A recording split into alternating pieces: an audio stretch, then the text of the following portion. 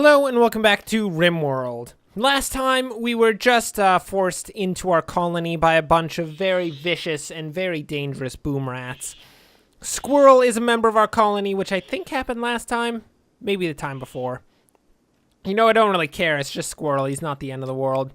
And we are preparing to attack the antediluvian room that is right next to us. In all honesty, I don't know why, but I don't know. I felt like that might be a good idea, so we're gonna do it anyway.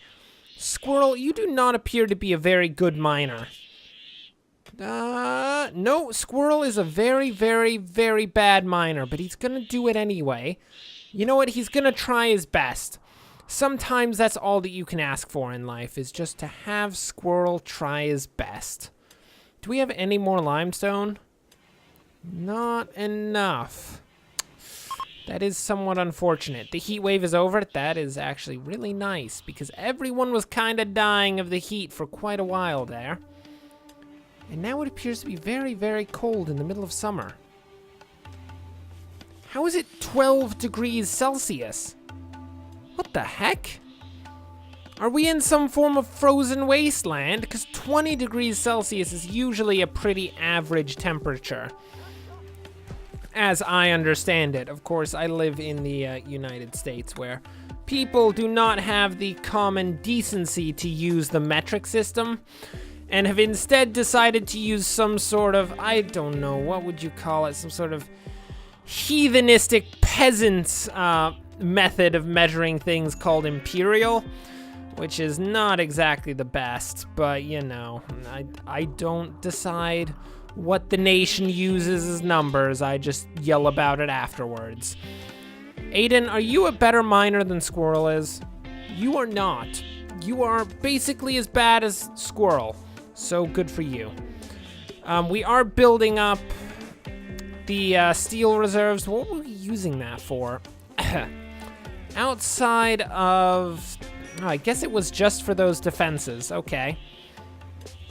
If we can possibly get some work done on this wall, at least to start with, because I think that's Squirrel's room.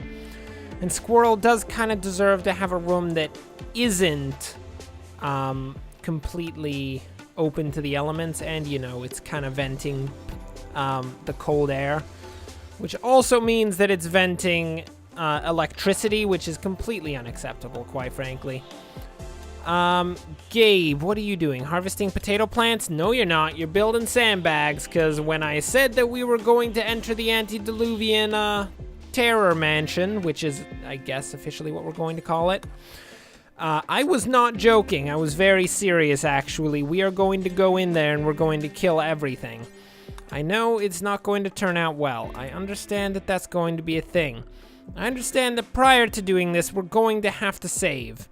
Because, you know, things are going to go not too well for us in the next, like, few moments, but we'll go with it regardless. So let's see, we're going to get people into position. Squirrel is going to move over here, and here's how it's going to go. We are going to deconstruct that particular wall as soon as everyone is in position. We just need to get Magar in here. There are still boom rats outside. Please ignore the boom rats. Nobody cares about them. They are not that big of a deal. And we are going to... Okay, not assigned to construction. I see how it is, Squirrel. You think you're so cool? Not having any of that, Squirrel. Okay, here we go. Prioritize deconstruction of the marble wall. Everyone prepare yourselves, because what's going to come out of there is going to be very, very terrible. It's basically going to be a bunch of robotic creatures and potentially some small insects. Probably a couple of people, too. Don't shoot the people. I mean, unless you really want to shoot the people, I'm not going to stop you. Squirrel, take cover. Go here, go here. Oh, Squirrel just got shot twice. That's not good for Squirrel. That's very bad for his continued life in general. If we could possibly not open up those cryosleep caskets, that'd be amazing, because it kind of seems like we could possibly get in there and actually open those up. Quite not. Does that have a rocket launcher? Since when did those things ever have rocket launchers? That's not allowed. That's not a thing. I mean, At this point, it's basically killing it up. Gabe is dead. Yeah, okay. You know how I said that this was going to be a really bad idea? That is basically exactly what I meant when I said that this was going to be a really bad idea. So, yeah. I think this antediluvian area is maybe a bit more dangerous than I considered it to be. At the same time, it does kind of look like a treasure trove because there's nothing popping out of these cryosleep caskets, and quite frankly, that's the most annoying thing to happen with these. Yeah, okay. I don't know about you, but it kind of seems like we just completely died. Okay. Everyone avert your eyes. That went very, very, very poorly. Actually, that went a lot worse than I thought it would. I thought that we would have a chance, actually. I thought we were going to be okay. Usually, it's only like a couple mechanoids. Usually, they don't have rocket launchers. Just a small thing. You know, it's just a small little thing. Well, okay. So, when I said we're going to open up the antediluvian room, we're not actually going to do that. Everyone should ignore that prerogative because it is actually really, really dangerous. So if we're not going to open up the antediluvian room, I believe we're working on hydroponics right now, and we're trying to get up an advanced research table, I think it is. So how much steel do we actually have here right now? We have round about... looks like 200 roundabout there steel. So how much steel do we actually need for a high-tech bench? 250. That is not bad. As soon as Magar is actually done with hydroponics, I think we'll tear down the research table and replace it with a high-tech one. It does appear that we're actually making power at this point, like a decent quantity of power. I think that's because we've turned off the heaters. The heaters do tend to take a lot of energy. Okay. Things are going outside of the whole antediluvian thing. Things are going pretty well, it would seem. Oh, do we not have enough wood? No, we definitely have enough wood to finish those floors. Somebody needs to get on those floors ASAP because I'm not going to have our nice little rec room be covered in disgusting dirt floors like this. That is completely unacceptable. And these things are making such a racket, I can't even. I don't know if anyone in the colony can sleep at this point, because there's just the constant scuttling and screaming of a million boom rats outside, and the single boom rat that's inside, which I really want to get rid of, because I do not want a boom rat. Like, seriously, of all the animals that can be domesticated, boom rats and boomalopes are the worst ever. You can't even get rid of them by butchering them, because if you butcher them, they will explode, and then your colony will die pretty quickly. I was gonna say it will be a slow and terrible death, but it's actually going to be a very swift and fiery death in reality. That's just kind of gonna be a thing. Well, hydroponics is almost done. I think we have more than enough steel at this point. If we just take that, we have 215, and we're still mining out a bit more, so we should have an ample quantity of steel soon enough. And then we'll get our advanced research table and do geothermal research, which has been a goal of ours for ever at this point. It's been quite a while, actually. And with geothermal, we'll be able to, you know, forever live in a world of infinite energy, formed basically exclusively by the inside of this planet, which is quite nice. Magar's just gonna do her thing until then. Is anyone doing cooking? Good, Cherie's doing cooking. Everyone else is just, you know, planting. Magar's doing some research. I don't know where Squirrel went. Oh, Squirrel's up there. Okay, that is that. Oh, Aiden's doing some mining. That's cool. So we're gonna tear down that research station, potentially get Gabe here to do that one. And then we'll set up the high-tech bench and get some geothermal research going, because that is just where our colony needs to go at this point. There we go. Gabe, if you don't mind, high-tech research bench, I know that you really, really want to do farming because you have an amazing amount of growing and you have some sort of burning passion for it. But you're gonna be building things because I don't know if you noticed, but Frankie died and... Oh, whew. I thought for certain that explosion was in our colony for a moment, and I was just gonna freak out. What is going on out here? Why is it How are the boom rats suffering from severe malnutrition? How is that a thing right now? I mean, I guess that's not the end of the world, but that's strange. I would not have expected that to happen. Oh, check it out. We got the advanced research table. That should allow us to pick up the geothermal power. Of course, that'll take, like, I don't know, 4,500 years. But, you know, we can wait 4,500 years for nice things. I'm willing to wait however long is necessary for all of the nice stuff. Ugh, that boom rat is so annoying. There's no boom rap here. That's a very specific form of gangster rap that we are not getting into anyway. Gabe, please go there, and if you can fire on that boom rat until it dies, that'd be great. Any chance you can... Guys, Gabe is shooting... Squirrel! Squirrel, you literally ran in front of him! You don't run in front of a guy firing an assault rifle. That's like... You don't even have to know anything about guns to understand that. That's just basic common sense. When high-moving projectiles are flying through the air, you don't run in front of said high-velocity projectiles. Oh, I don't even know about these people sometimes. I don't even know. Gabe is clearly not fit for killing boom rats. Aiden? High-velocity projectiles. There we go. It's finally dead.